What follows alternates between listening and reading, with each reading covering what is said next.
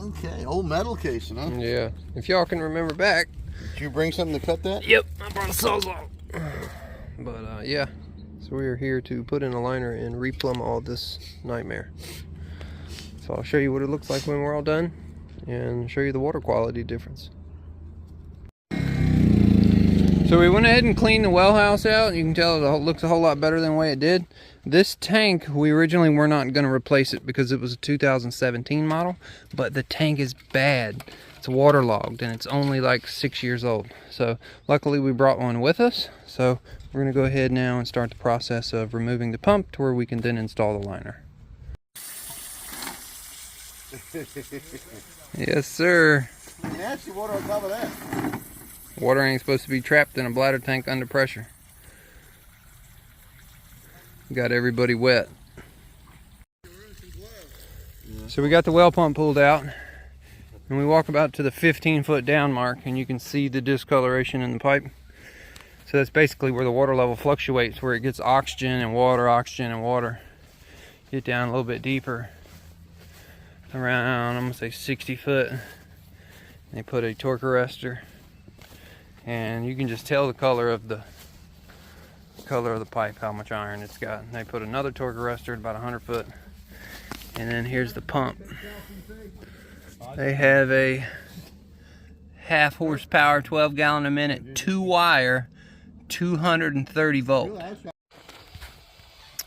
Now, if you remember, most casing, modern day casing, is either 6-inch or 6 1/4 inch. When you get to metal, typically you run 6 or 6 1/8.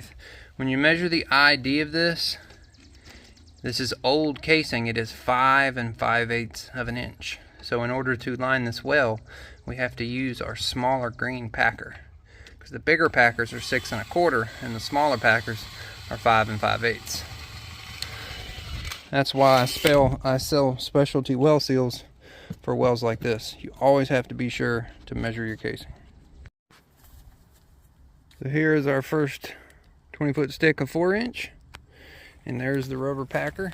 It's going to go down and it's going to seal off the surface water from leaching into the lower cleaner water. And because it is a 4-inch pipe, we're going to convert the system over to a 3-inch pump.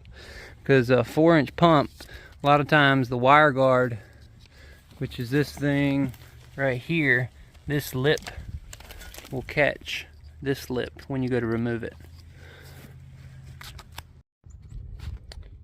So prior to installation, we needed to know the well depth just for our records, and I went ahead using my 300-foot tape and a little weight on the end of it. I measured the well depth. It's 126 feet. That makes sense because each drill rod's 20 feet.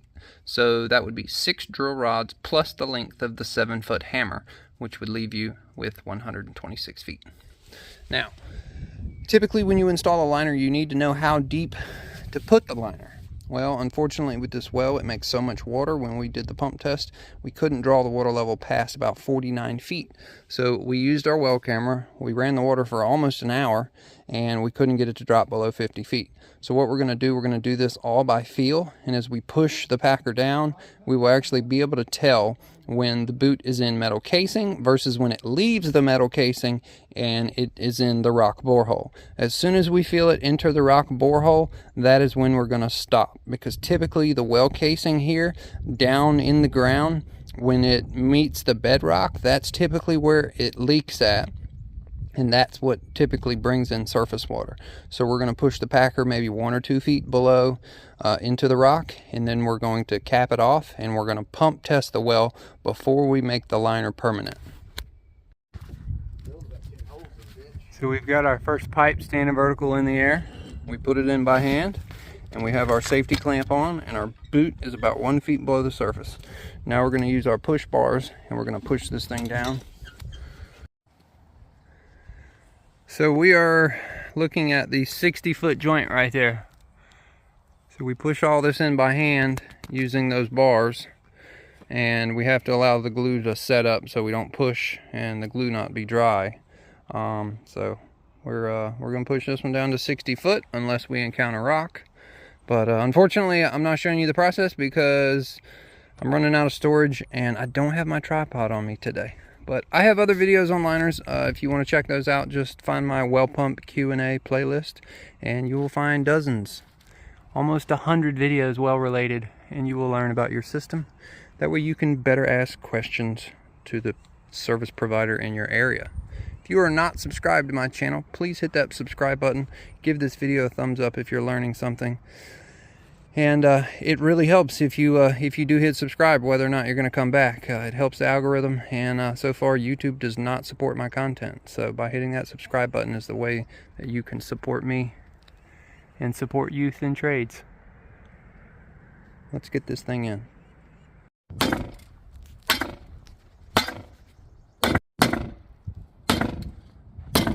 Who wants some of this?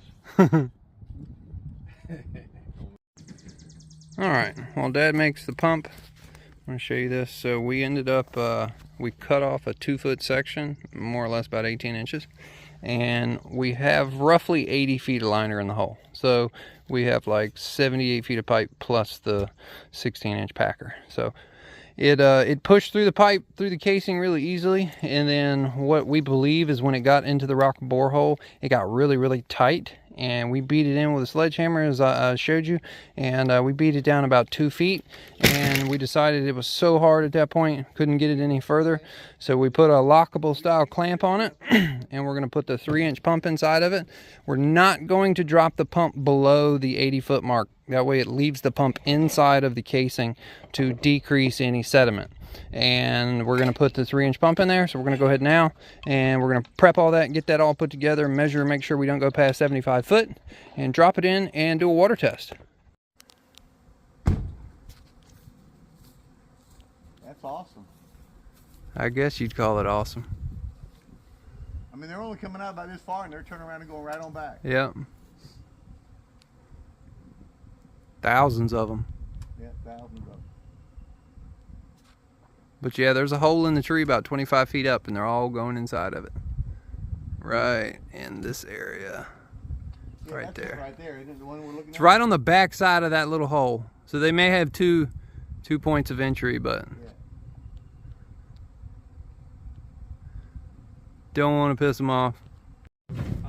So in the midst of installing our well liner, we made a whole lot of bees angry.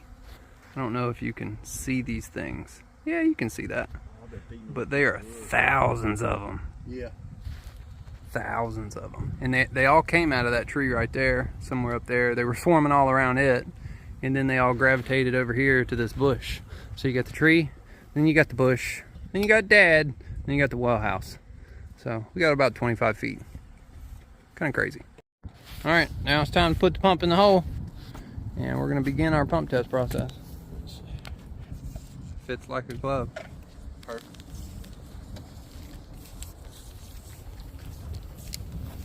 I'll come down here and grab this so we don't get no kink action going on.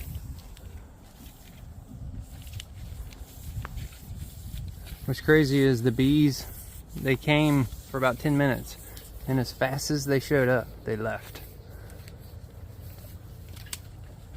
We're thinking about going over and hitting the trees just to get them back out. Yeah.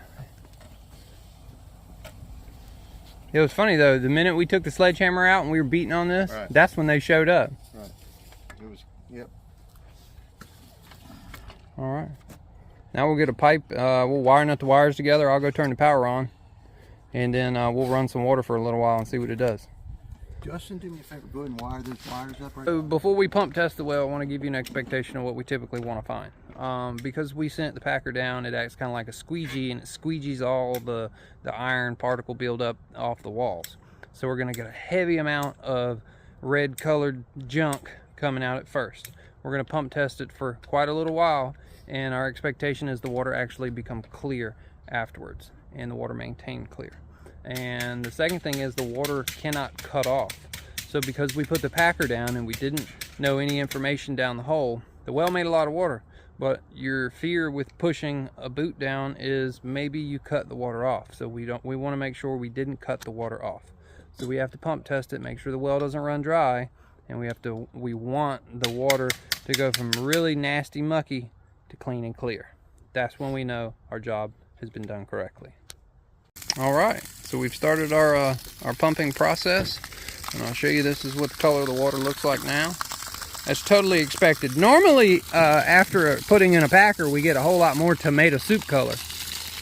So that's actually pretty good. It's not as bad as we typically see. Give it a couple minutes. So we're going to give it a little while, and we'll come back and see what she looks like.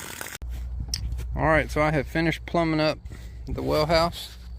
If you remember what it looked like at the beginning versus what it looks like now, hopefully you appreciate the work. Went ahead and transitioned it over there from the black roll coming from the house. Use stainless steel fitting over to PVC. Oh, okay. It just jumped, so we need to tighten the bolts on the well seal. Get a 9/16. And we went ahead and ran over to PEX. We put a brand new frost-proof faucet on. Other one was leaking, and now we have to continue to let it run. So typically we allow these systems to run for at least a couple of hours. But unfortunately we're not able to do that today because we just got a call from one of our contractors. We have to go, and we have to go to that job. So we're going to go ahead and wrap this up here. When the homeowner gets home, he'll have to let the water run for a couple hours, but I don't want to leave it on while we're not here. And it's a lot clearer. It's a lot clearer than what it was at the beginning. And it'll only get better from here. It's actually got tremendous amounts more pressure compared to that old bladder tank that was bad. Did you chlorinate the well? Yes. Okay. Yeah, I put about 4 or 5 ounces in there.